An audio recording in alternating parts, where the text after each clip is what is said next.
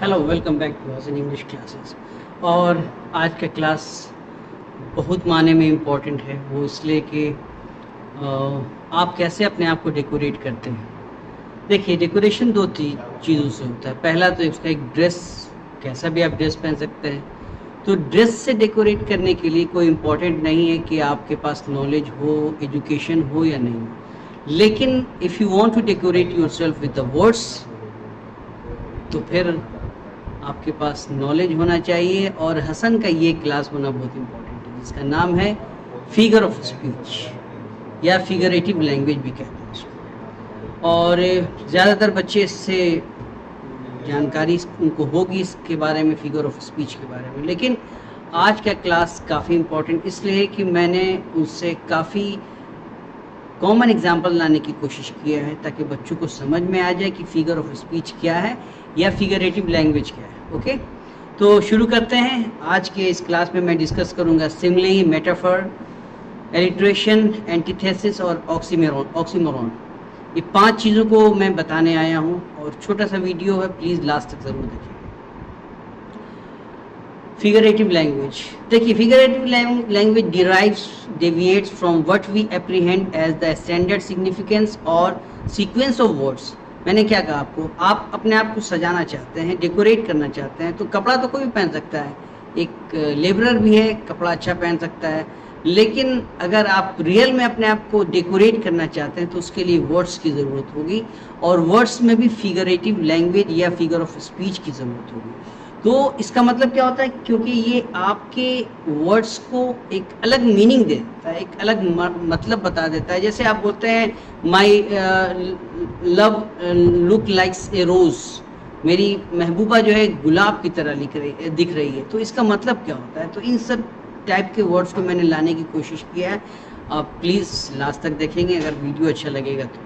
सिमली, सबसे पहले सिमली बहुत कॉमन सा वर्ड है और बहुत कॉमन सा टर्म है ये, फिगरेटिव स्पीच का, फिगरेटिव लैंग्वेज का, जिसको अक्सर क्लासेस में भी आते हैं, कॉलेजेस में आते हैं और कॉम्पिटिटिव एग्जामिनेशन में भी आते हैं। सिमली ये क्या है? Simile is a comparison between two distinctly different things. दो अलग अलग चीज़ें हैं, लेकिन उन दो चीज़ों को कहीं पर उनको सिमिलर बनाया जाता है, एक तरीके का। जैसे she looks like a lion, she looks like a lioness, वो एक शेरनी की तरह दिखती है।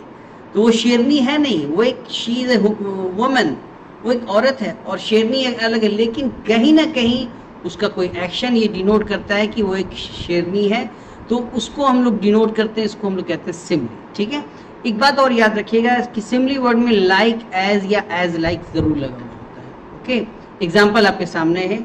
मैंने एक बर्न्स, एक पोएट है, उनका एग्जाम्पल लाने की कोशिश किया है। Oh my love like a red red rose. देखिए, अपनी महबूबा को वो इतना प्यार करते हैं कि वो बोलते हैं कि oh my love like a red, गुलाब लाल है। कैसी है लाल?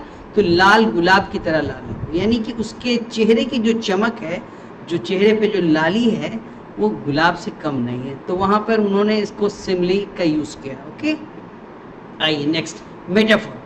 मेटाफर भी सिमली ही है, लेकिन ये इम्प्लाइड सिमली है। क्या है? इम्प्लाइड किया हुआ। अब जैसे कोई बोलता है कि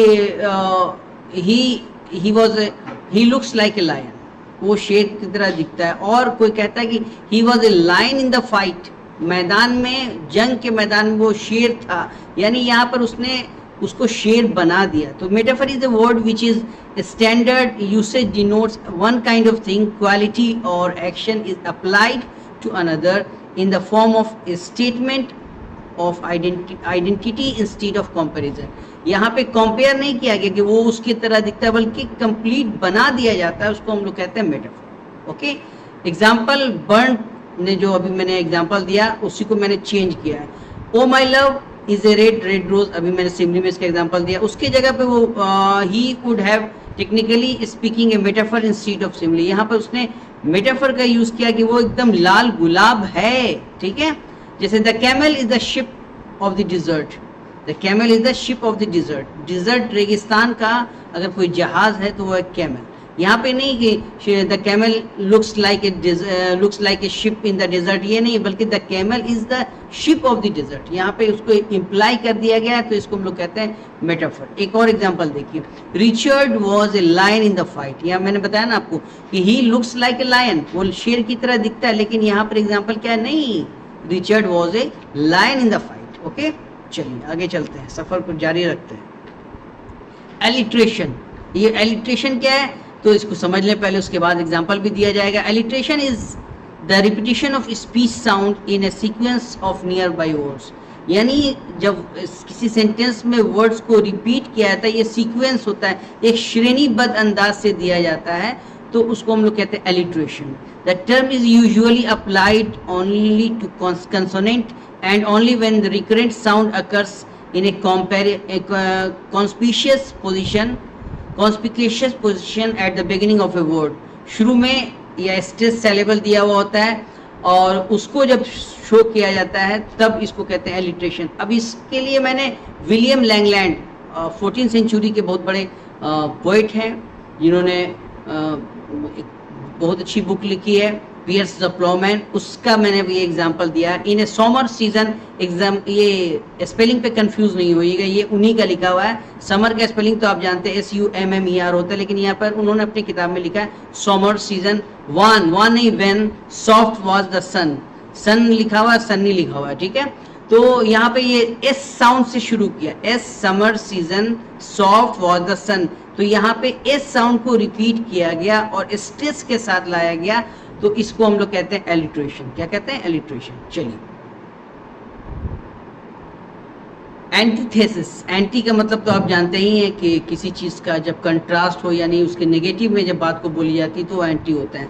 तो एंटीथेसिस इज ए कंट्रास्ट और अपोजिशन इन द मीनिंग, यानी मीनिंग अलग अलग हो जाता है, उसको हम लोग एंटीथेसिस कहते हैं। Emphasised by a parallel in the grammatical structure, और ग्रामेटिकल स्ट्रक्चर में वो क्या होता है? पैरेलल होता है। विलिंग टू वॉन्ट, एग्जाम्पल बड़ा प्यारा देखिए, willing to wound and yet afraid to strike, शिकार करना भी चाहते हैं, जख्मी करना भी चाहते हैं, और हथियार चलाने से भी डर लगता है। सिंपल में मैंने बोला हिंदी में, विलिंग टू वॉन्ट यानी जख्मी करना चाहते हैं, and yet afraid to strike, और मारने से भी डरते हैं। ऐसा नहीं है, जब जख्मी करना है तो मारिए, ठीक है।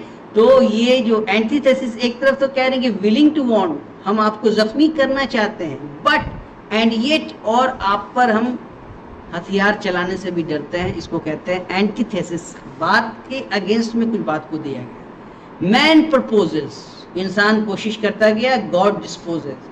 अक्सर ये सेंटेंस मैंने यूज किया है अपने इंटरव्यू में, man proposes and God disposes happens to me. इंसान कोशिश करता गया, भगवान उसको नकारता गया, बेकार करता गया। तो ये एंटीथेसिस, एक तरफ क्या है कि मैन प्रपोजेस, दूसरी तरफ God disposes. To err is human, to forgive divine, इंसान का काम है गलती करना। अरबी में एक कहावत है, अल इंसान मुरक्कबुन मिनल खताई व निस्यान, इंसान गलती और भूल चूक का पुतला है। तो उसी के आगे टू एयर इज ह्यूमन, इंसान का काम है गलती करना, टू फॉरगिव डिवाइन, और माफ करना ये दैविक है, यानी कि जो इंसान माफ करते हैं वो बड़े। चलिए,